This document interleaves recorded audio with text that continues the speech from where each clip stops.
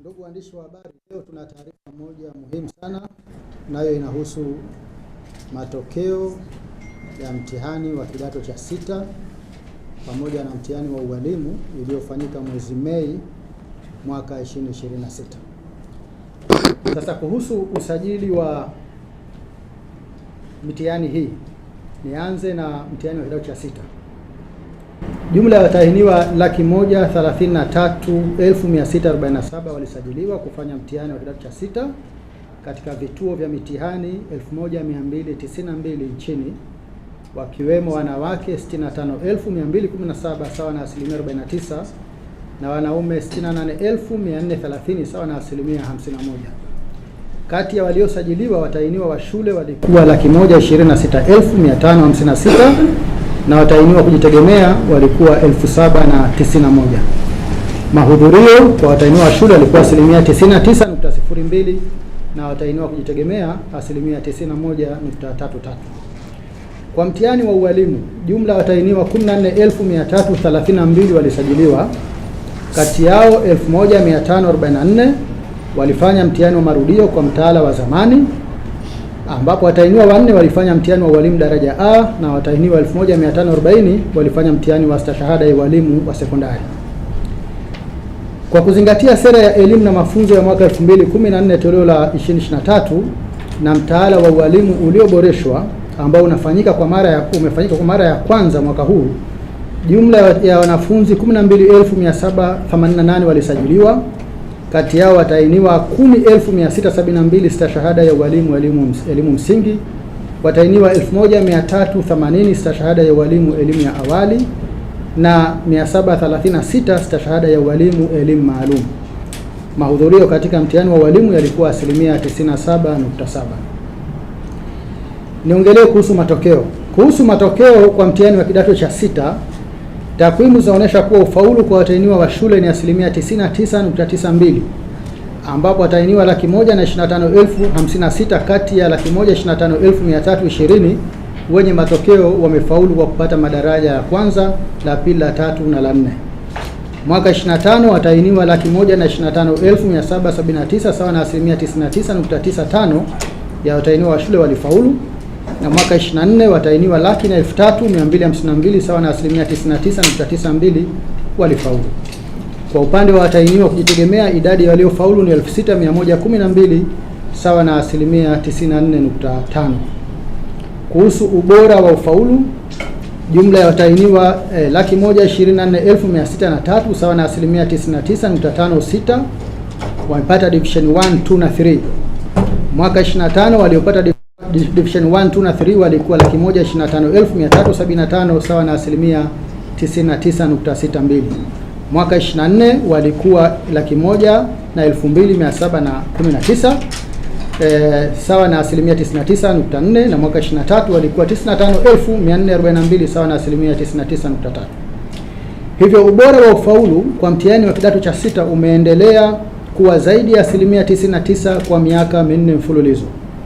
Idadi ya watahiniwa waliopata daraja la kwanza mwaka 26 ni 67,696 sawa na asilimia 54.1 ya watahiniwa wote, ikiwa ni ongezeko la asilimia 5.52 ikilinganishwa na mwaka 25 ambapo watahiniwa waliopata daraja la kwanza walikuwa 61,120 sawa na asilimia 48.6. Kuhusu ufaulu kwa jinsi, takwimu zinaonyesha kuwa hakuna tofauti kubwa ya ufaulu kati ya wasichana na wavulana, kwani wasichana waliofaulu ni 61,733 sawa na asilimia 99.94 na wavulana ni 63,323 sawa na asilimia 99.91 ya waliofanya mtihani. Aidha, hakuna tofauti kubwa ya ubora wa ufaulu kati ya wavulana na wasichana, kwani waliofaulu kwa madaraja ya kwanza, la pili na la tatu ni 99.6 asilimia kwa wasichana na 99.53 asilimia kwa wavulana. Kuhusu ufaulu kwa tahasusi, takwimu zinaonyesha kuwa waliofaulu kwa kupata division 1 na 2 kwa tahasusi za lugha, sayansi jamii, biashara na uchumi ni zaidi ya asilimia 95, ambapo tahasusi za lugha ni asilimia 95.25, sayansi jamii ni asilimia 97.17, biashara na uchumi ni 95.93 asilimia. Kwa tahasusi za sayansi asilia, idadi ya division 1 na 2 ni 77.68. Watahiniwa waliopata daraja la kwanza na la pili kwa tahasusi za sayansi asilia wameongezeka na kufikia 38,118 mwaka 2026 ikilinganishwa na 37,067 mwaka 25 na 31,386 mwaka 2024. Kwa tahasusi za sayansi asilia, idadi ya waliopata division 1 na 2 ni 8,757 sawa na 82.01 kwa PCM, 15,285 sawa na 76.36 kwa PCB, 10,880 sawa na 76.67 kwa CBG, 1,412 sawa na 88.47 kwa PGM na 847 sawa na 76.93 kwa tahasusi ya PMC. Kwa tahasusi za lugha, takwimu zinaonyesha kuwa tahasusi zote zimefanya vizuri, ambapo tahasusi ya HKL yenye watahiniwa wengi zaidi kuliko zote ina jumla ya watahiniwa 14,466 sawa na 95.65 waliopata division 1 na 2. Kwa tahasusi za biashara na uchumi, takwimu zinaonyesha kuwa tahasusi zote zimefanya vizuri, ambapo watahiniwa waliopata division 1 na 2 ni 1,837 sawa na 93.87 kwa tahasusi ya EKA, 6,788 sawa na 94.27 kwa EGM na 8,205 sawa na 96.35 kwa HGE. Kwa upande wa sayansi jamii, tahasusi zote zimefanya vizuri, ambapo jumla ya watahiniwa waliopata division 1 na 2 kwa tahasusi ya HGK ni 23,153 sawa na 98.05 na tahasusi ya HGL ni 17,474 sawa na 96.03. Kuhusu ufaulu wa shule katika makundi ya umahiri, kati ya shule zote 1,064 zenye matokeo ya mtihani wa kidato cha 6 mwaka 2026, jumla ya shule 757 sawa na 71.15 zimepata wastani wa daraja C, yaani alama kati ya 60 mpaka 69. Aidha, shule zilizopata wastani wa daraja A mpaka C ni 944 sawa na 88.73 na wastani wa daraja A mpaka D ni 1057 sawa na 99.35. Kama ilivyokuwa mwaka 2025 na mwaka 2024, hakuna shule yenye wastani wa daraja F kwa mwaka 2026. Kuhusu ufaulu kimasomo, takwimu zinaonyesha kuwa masomo yote yana watahiniwa waliofaulu kwa 93.37 hadi 100 isipokuwa somo la BAM, Basic Applied Mathematics, ambalo ufaulu wake ni 80.53. Ufaulu wa somo la Basic Applied Mathematics unaendelea kuimarika, kwani miaka mitatu iliyopita ufaulu wa somo hili ulikuwa 59% na mwaka 25 ulipanda kufikia 73% na mwaka huu 80.53. Sasa niongelee matokeo ya mtihani wa ualimu. Kwa mtihani wa ualimu ngazi ya stashahada ya ualimu wa sekondari, ambao ni mtihani wa marudio uliofanyika kwa kutumia mtaala wa zamani, jumla ya watahiniwa 1,408 sawa na 92.45 wamefaulu. Aidha, matokeo ya mtihani wa ualimu uliofanyika kwa kuzingatia sera ya elimu na mafunzo ya mwaka 2014 toleo la 2023 na mtaala wa ualimu ulioboreshwa, takwimu zinaonyesha kuwa jumla ya wanafunzi 9,852 sawa na 96.29 wamefaulu katika stashahada ya ualimu elimu msingi.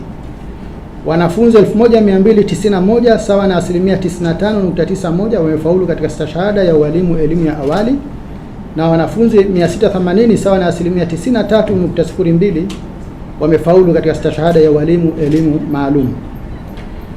Kuhusu ubora wa ufaulu kwa mtihani wa ualimu, katika stashahada zote tatu za mtaala ulioboreshwa, waliopata daraja la juu kabisa la ufaulu, yani distinction, lenye GPA ya 4.4 mpaka 5.0 ni watahiniwa 56 sawa na 0.54 kwa stashahada ya ualimu elimu msingi, watahiniwa 118 sawa na 8.77 kwa stashahada ya ualimu elimu ya awali, na watahiniwa 29 sawa na 3.97 kwa stashahada ya walimu elimu maalum.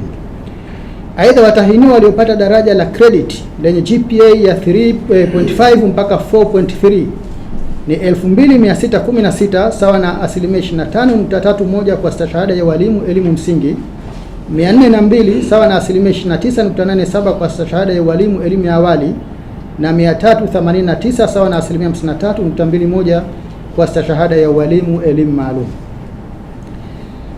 Ndugu waandishi wa habari, baraza limezuia kutoa matokeo ya watahiniwa 190 wakiwemo 184 wa kidato cha 6 na 6 wa mtihani wa ualimu ambao walipata matatizo mbalimbali yakiwemo ya kiafya.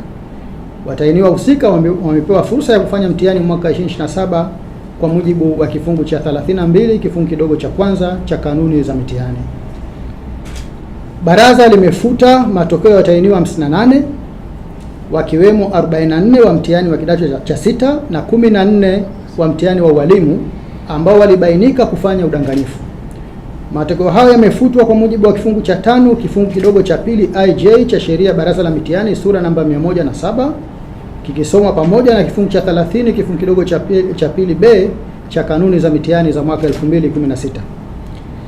Aidha, baraza limekifungia kituo cha Excellence Open School kilichopo mkoa wa Manyara kuwa kituo cha mitihani ya taifa kutokana na kukiuka taratibu za uendeshaji wa mitihani ya taifa. Kituo hicho kinafungiwa kwa mujibu wa kifungu cha 4 kifungu kidogo cha 8 cha kanuni za mitihani za mwaka 2016 hadi hapo baraza litakapojiridhisha kuwa ni kituo salama kwa uendeshaji wa mitihani ya taifa.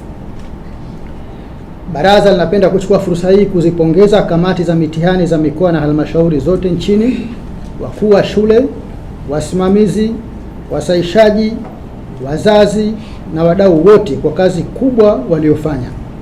Aidha, baraza linawapongeza watahiniwa wote waliofanya mtihani wa kidato cha 6 na ualimu mwaka 2026 kwa kuwa na utulivu na kuzingatia taratibu za mitihani zilizowekwa. Matokeo ya mtihani wa kidato cha 6 na ualimu uliofanyika Mei 2026 yanapatikana katika tovuti ya baraza www.necta.go.tz. Asante sana.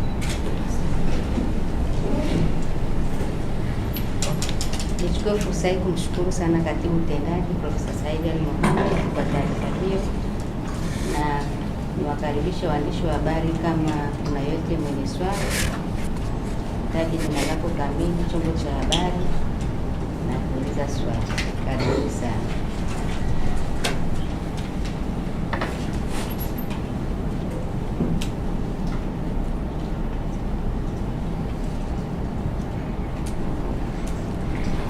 Basi kwa ukimya huu, karibu.